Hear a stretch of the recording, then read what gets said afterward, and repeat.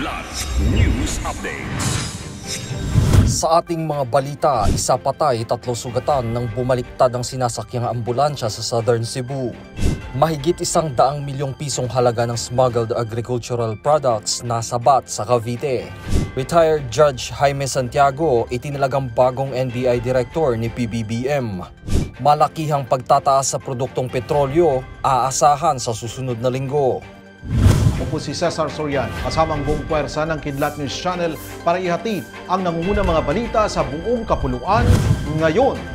Isang emergency responder ang patay habang 3 sugatan matapos bumaliktad ang kanilang sinasakyang ambulansya sa Barangay Tulik, Bayan ng Argao, Southern Cebu. Papauwi ang mga biktima mula Cebu City pabalik ng Dipolog City sa Zamboanga del Norte matapos nilang ibiyahe ang isang pasyenteng galing Dipolog sa Vicente Soto Memorial Medical Center sa Cebu City. Habang nasa kalagitnaan ng biyahe, biglang sumabog ang gulong ng ambulansya na naging sanhi ng pagbaliktad nito.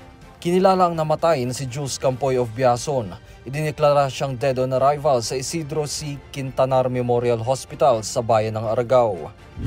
Nasa 100 toneladang smuggled agricultural products ang nasabat ng salakayin ng pinagsanib na puwersa ng Department of Agriculture o DA at Bureau of Customs o BOC ang isang cold storage facility sa Kawit, Cavite.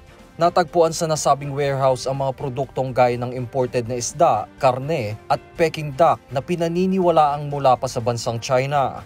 Sa pagtataya ng mga otoridad, nasa mahigit 100 milyong pisong halaga ang mga nakumpiskang agricultural products. Ayon pa sa DA, hindi ligtas kainin ng mga smuggled na produkto dahil walang kaukulang permit to operate ang nasabing warehouse. Patuloy pa ring iniimbestigahan ng mga otoridad kung kanino nakapangalan at kung sino ang papanagutin sa nasabing mga smuggled na produkto.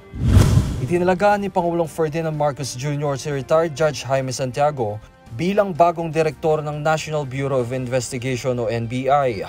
Ayon sa Presidential Communications Office o PCO, nanumpa ngayong araw si Santiago bilang NBI Director sa harap ni Executive Secretary Lucas Bersamin. Nagsilbi si Santiago sa Western Police District na ngayon ay Manila Police District mula 1979 hanggang 2000. Naging presiding judge rin siya sa Regional Trial Courts sa mga lungsod ng Maynila at Tagaytay at dating Metropolitan Trial Court Judge ng Maynila. Matapos ang sunod-sunod na rollbacks, binabalaan ang mga motorista na magkakaroon ng malakihang pagtataas sa presyo ng produktong petrolyo sa susunod na linggo, ayon sa Department of Energy o DOE. Paliwanag ni DOE Oil Industry Management Bureau Director 3 Rodela Romero, ang price increase ay buhat ng mga pagbabago sa international oil market.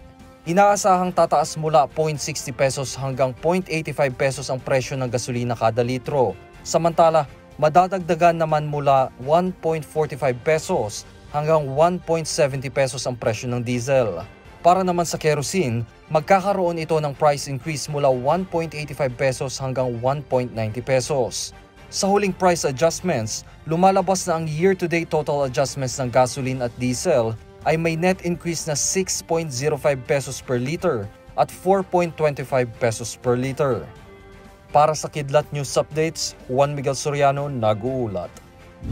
At inyo pong natungayan ang mga headlines sa nakalipas na oras.